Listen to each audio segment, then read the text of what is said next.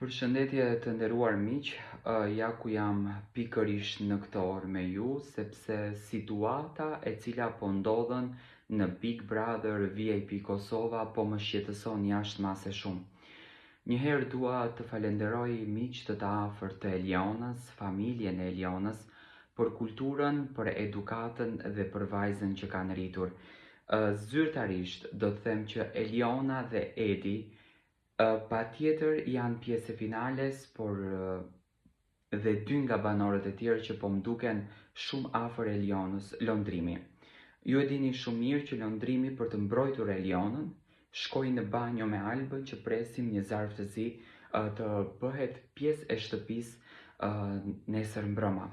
Por ajo që më së shumti më shqetësoi është sjellja e Benitës edhe e Albës kundër drejt Elionës, duke i gjuajtur me jastiqe, duke u hedhur mbi të, duke ja përmendur, më vjen shumë keq që e them, nënën e saj të vdekur, dhe produksioni nuk merr masa fare.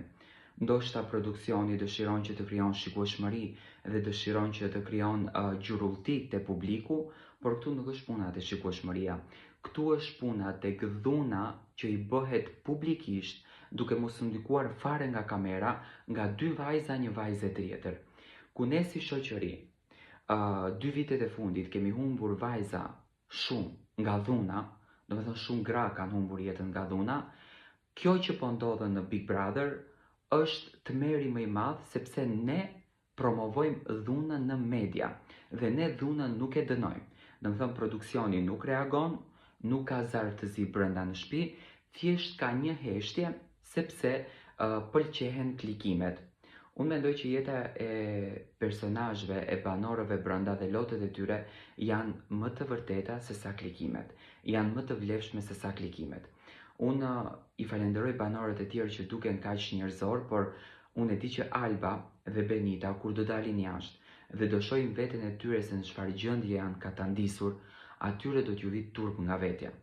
Turp do t'ju vi për veprimet dhe për lojën që bëjnë aty brenda, sepse publiku nuk është qor, diti analizoj gjërat bukur dhe diti vlerësoj banorët ashtu siç duhet brenda asaj shtëpie. Unë e di që produksioni do të reagon, pasi që ka reaguar dhe familja e Elionës dhe normalisht kërkojnë që bia e tyre, motra e tyre, nëse është puna edhe të del prej aty, sepse ato nuk e kanë fut vajzën që ajo të shkatërrohet psikologjikisht dhe dikush të luan me të, sepse ashtu i pëlqen se është femër xheloze, por kërkoj urgjent edhe nga produksioni që të merren masa dhe 2 banore të cilat ushtrojnë dhunën publikisht në 100 kamera automatikisht të largohen nga ajo shtëpi.